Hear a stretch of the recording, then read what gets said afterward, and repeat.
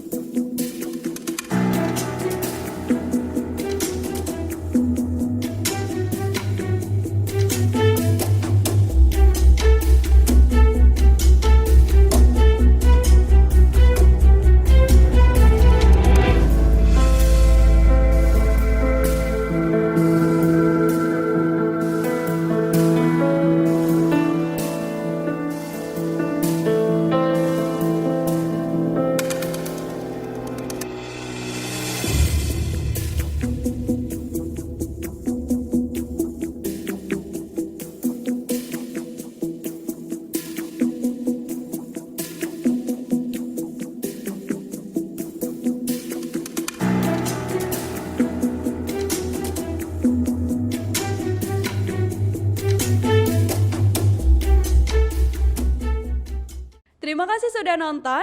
Jangan lupa like, subscribe, dan share ya.